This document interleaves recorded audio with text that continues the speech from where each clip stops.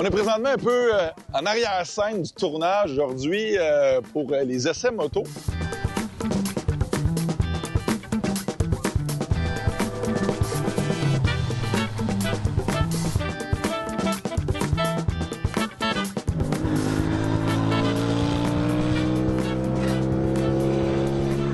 Pascal, on se trouve ici encore une fois à Sanaire et on va prendre 2 minutes pour te remercier personnellement parce que tu nous donnes accès au super circuit de Sanaire qui est mythique. Merci, M. Guertin, oui. De nous laisser rouler la piste aujourd'hui. Oui. Absolument. Parlons moto parce que là, j'ai 2 nouveaux modèles que tu as essayés pour nous aujourd'hui, les CF Moto, la 450 et la 800 Street Fighter. Exact. Tu t'es amusé? Eh oui, pas à peu près. Eh oui, fait que là, parle-nous de ce nouveau modèle-là qui a l'air... c'est réussi, là, on va se le dire. Ça faisait longtemps que j'avais le goût d'essayer ces motos-là, j'en entendais parler, puis là, ben c'était super le fun de les essayer sur la piste aujourd'hui. On voit vraiment, tu sais, sur une piste, le châssis et tout ça. C'est assez rapide de voir les extrémités de la moto, comment est-ce qu'elle se conduit. J'ai été vraiment surpris, la petite 450. Je m'attendais pas à une moto aussi sportive. Quand on est assis dessus, on est très placé pour la guerre. Là. Genre, les repose-pieds sont hauts.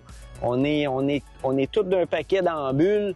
C'est même un peu exagéré, je trouve, pour la route. Mais bon, si les gens aiment une vraie position sportive, c'est sûrement la plus sportive de toutes les petites lightweight qu'on peut appeler R3 ou Ninja 400, qu'on est beaucoup plus relevé, plus droit. Côté positif, bien évidemment, il y a le prix. J'imagine que c'est un petit peu plus bas. Les véhicules CF Moto sont connus pour ça. C'est un peu plus bas. Oui. Mais qu'est-ce qui est la plus grosse différence? On parle de peut-être 300-400 pièces de différence, mais la grosse différence, c'est comment c'est équipé. Et maintenant, on va parler de la Street Fighter qui a juste ici 800 cc. Encore là, CF Moto. T'en penses quoi? C'est la 800 NK qui appelle.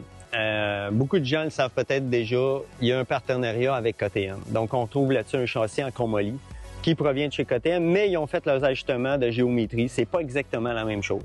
Ils l'ont fait, qu'est-ce qu'ils voulaient, c'est faire une moto un petit peu plus sportive, un petit peu plus Street Fighter, un petit peu plus super moto. C'est ça qu'on sent dedans. C'est très court, on sent qu'elle est agile, très agile, mais elle reste quand même stable parce que tout est comme on dirait, blindé. Un châssis en chromoly, c'est le feeling que ça donne. Oui. Quand t'es d'un boss sur l'angle, tu sens pas la moto qui se désunit, tu sens qu'elle s'en va exactement où tu veux. T'as un beau contrôle, t'as un beau feeling, ça te donne beaucoup de confiance à rentrer plus fort dans le virage. Puis c'est ça qui m'a surpris sur la moto. Oui, et tu parlais justement du partenariat avec KTM que CF Moto a fait. Et CF Moto, c'est un peu leur marque de commerce d'avoir des cadres comme ça qui sont pas en aluminium comme la plupart des manufacturiers. On évoque du chromoly, donc encore là, on a plus de sensations, je pense, du côté du cadre. Oui. Puis c'est pas tout. Le moteur est presque identique au KTM 790 donc c'est le même 2 cylindres parallèles. Le feeling quand tu donnes le gaz, tu le lâches, il est très réceptif, il est très, comme je dirais ça, agressif. Et complètement réglable. Une fois qu'on l'a réglé, on réussit à voir exactement qu'est-ce qu'on cherche avec. Elle est vraiment bonne. On sent tout le temps, comme j'ai dit, le train avant qui tient.